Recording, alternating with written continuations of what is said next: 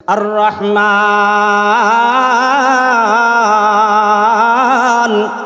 علم القرآن خلق الإنسان علمه البيان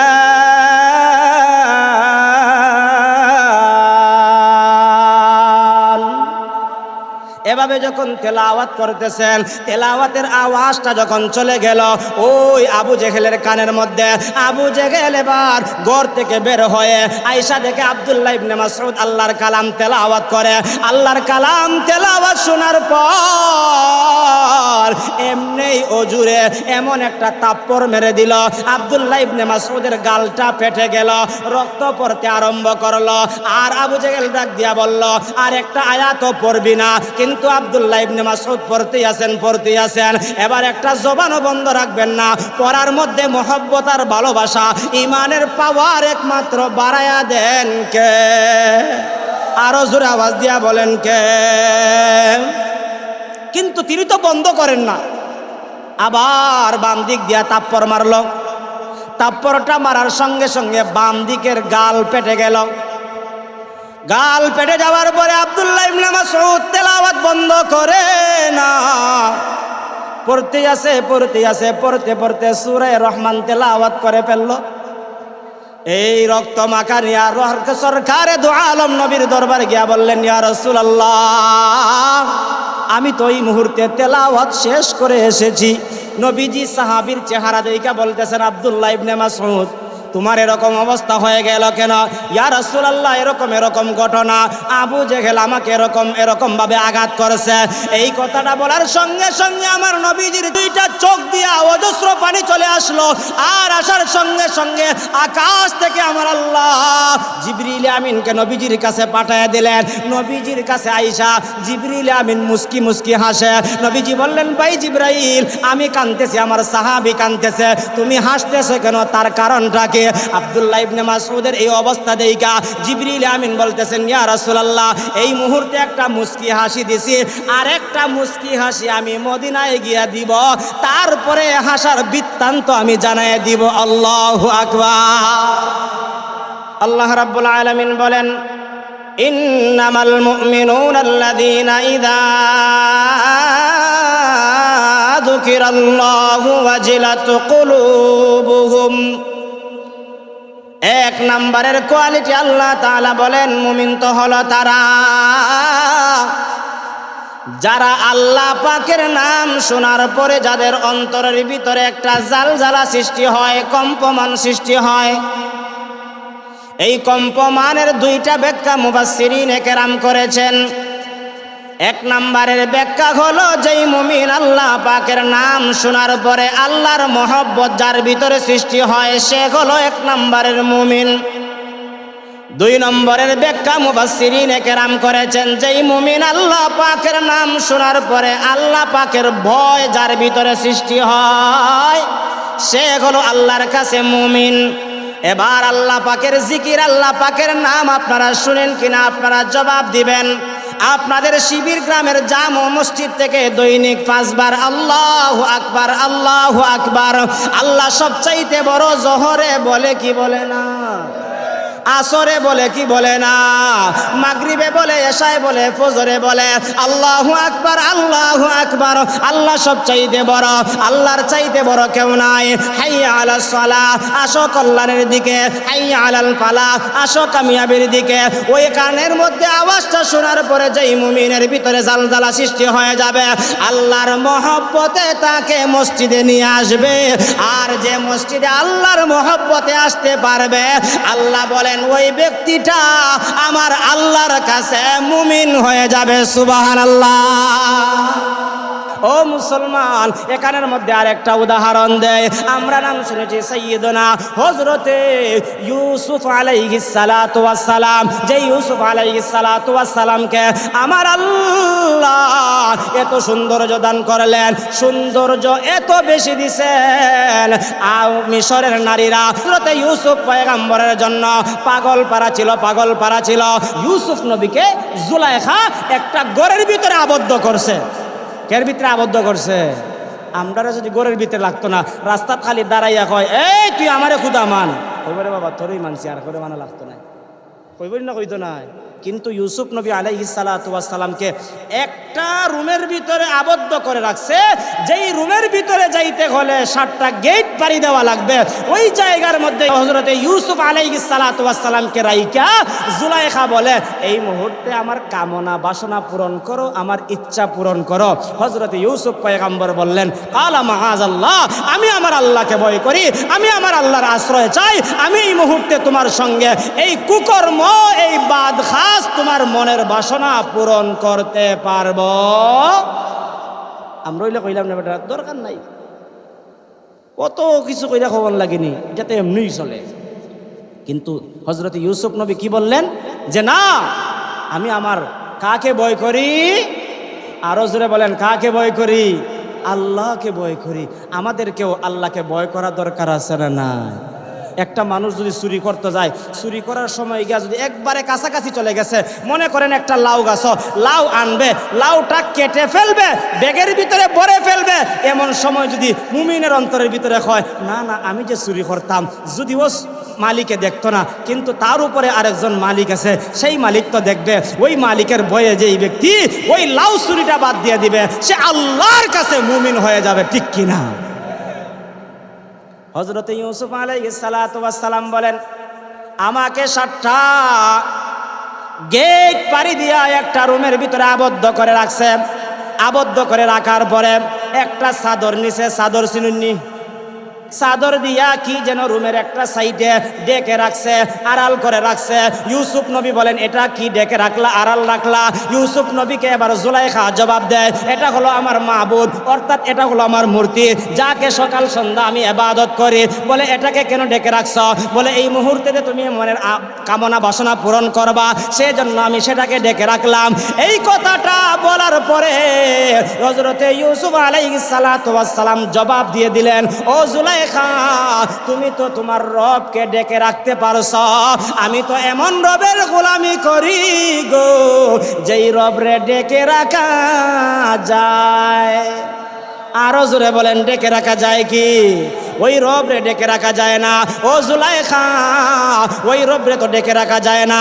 ও জুলাইখা শুনে রাখো, আমার আল্লাহ যেরকম ভাবে প্রকাশ্যে দেখেন, আমার আল্লাহ গোপনে দেখেন, আমার আল্লাহ যেরকম ভাবে 7 আসমানের উপরে দেখেন, আমার আল্লাহ 7 জমিনের নিচে দেখেন।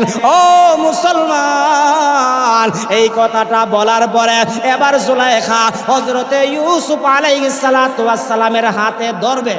ইউসুফ পয়গম্বরের হাতের মধ্যে ধরার পরে ইউসুফ আলাইহিস সালাতু ওয়াস সালাম হাতটা সারাইয়া এমন ভাবে দূর দিছেন, কিতাবের মধ্যে লেখা হয় সামনে 7টা গেট ছিল, প্রত্যেকটা গেটের সামনে যাওয়ার সঙ্গে সঙ্গে তালাবদ্ধ গেটটা মুহূর্তের ভিতরে খুলে গিয়েছে।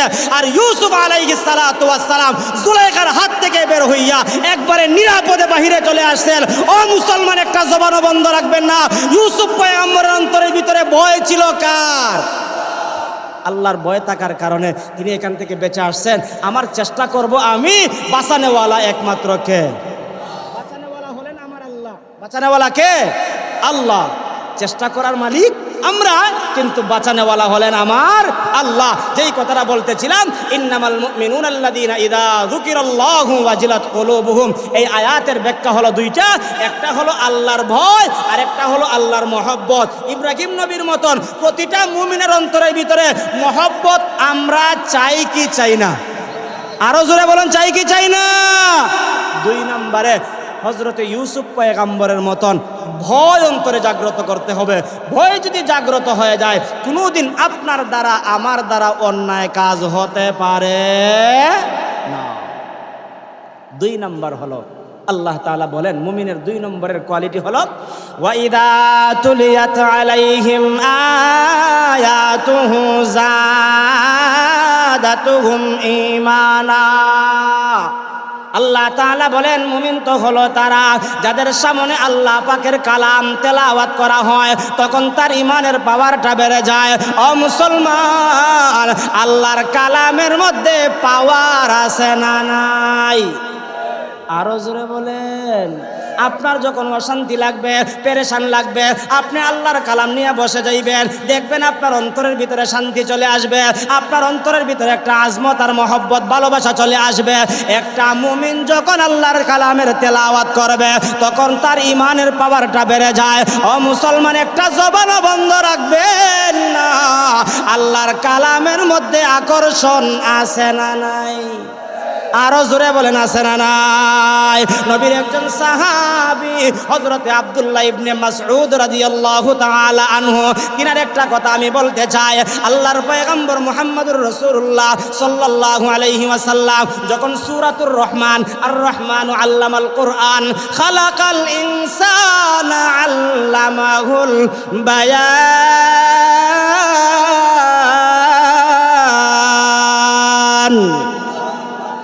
এই সূরা যখন নবীর কাছে নাজিল হয়ে গেল, নবীজি আবার বললেন, কে আছো? সাহাবীদের মধ্যে একজন যুবক দেখতে চায়, পাওয়ারওয়ালা যুবক দেখতে চায়, যে কানায় কাবার চত্বরের সামনে দাঁড়াইয়া সূরা রহমান তেলাওয়াত করতে পারবে।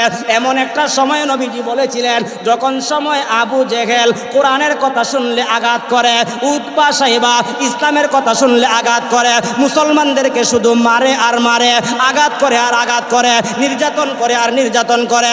নবীজি বললেন, কে আছো? এখানের মধ্যে একজন যুবক সাহাবী আল্লাহ তাআলার কালাম সূরা রহমান কানায় কাবার চত্বরে দাঁড়াইয়া পড়তে পারবা? একজন সাহাবী দাঁড়ায় গেলেন, ইয়া রাসূলুল্লাহ, আব্দুল্লাহ ইবনে মাসউদ, আমি পড়তে পারবো। নবীজি বললেন, তুমি দুর্বল মানুষ, তোমার গোষ্ঠীর মানুষ দুর্বল, অতএব তুমি পড়তে পারবা না, তোমাকে দেখলে আরো বেশি আঘাত করবে। আব্দুল্লাহ ইবনে মাসউদ ডাক দিয়া বললেন, ইয়া রাসূলুল্লাহ, আমি পড়বো, আমি দুর্বল হতে পারি, কিন্তু আমার আল্লাহ তো দুর্বল না, ঠিক কিনা? কি বলছেন?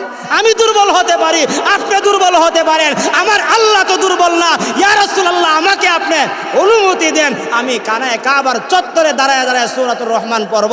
সূরা রহমান তেলাওয়াত করতে গিয়ে যদি আমার জীবন যায়, জীবন যাবে, কিন্তু তেলাওয়াত শেষ না করে আমি আব্দুল্লাহ ইবনে মাসউদ কানায় কাবার চত্বর থেকে ফিরে আসব না। জোরে আওয়াজ দিয়ে বলুন না আল্লাহু আকবার।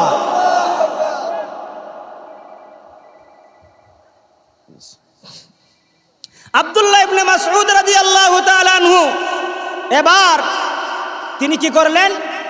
আল্লাহর নবীর কাছ থেকে অনুমতি লইয়া কানায় কাবার চত্বরে গেলেন। চত্বরে যাইয়া কি করলেন? সূরা রহমান তেলাওয়াত করতে লাগলেন। আর রহমান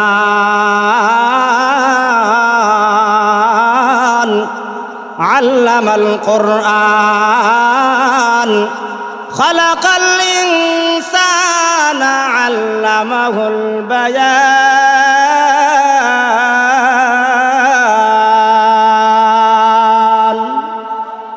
এভাবে যখন তেলাওয়াত করতেছেন, তেলাওয়াতের আওয়াজটা যখন চলে গেল ওই আবু জেহেলের কানের মধ্যে, আবু জেহেল এবার ঘর থেকে বের হয়ে আয়েশা দেখে আব্দুল্লাহ ইবনে মাসউদ আল্লাহর কালাম তেলাওয়াত করে। আল্লাহর কালাম তেলাওয়াত শোনার পর এমনি ওজুরে এমন একটা তাপ্পর মেরে দিল, আব্দুল্লাহ ইবনে মাসউদের গালটা ফেটে গেল, রক্ত পড়তে আরম্ভ করলো। আর আবু জেহেল ডাক দিয়া বলল, আর একটা আয়াতও পড়বি না? কিন্তু আব্দুল্লাহ ইবনে মাসউদ পড়তেই আছেন। এবার একটা জবানও বন্ধ রাখবেন না। পড়ার মধ্যে মহব্বত আর ভালোবাসা, ইমানের পাওয়ার একমাত্র বাড়ায়া দেন কে? আরো জোরে আওয়াজ দিয়া বলেন কে?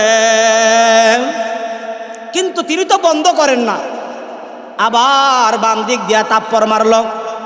তাপ্পরটা মারার সঙ্গে সঙ্গে বাম দিকের গাল পেটে গেল।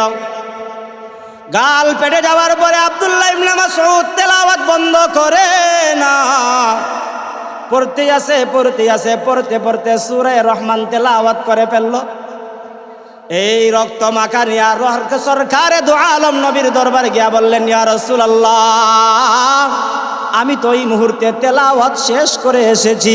নবীজি সাহাবীর চেহারা দেখে বলতেছেন, আব্দুল্লাহ ইবনে মাসউদ, তোমার এরকম অবস্থা হয়ে গেল কেন?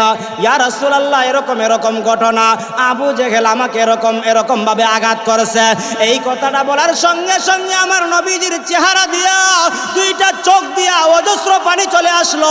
আর আসার সঙ্গে সঙ্গে আকাশ থেকে আমার আল্লাহ জিবরিল আমিনকে নবীজির কাছে পাঠিয়ে দিলেন।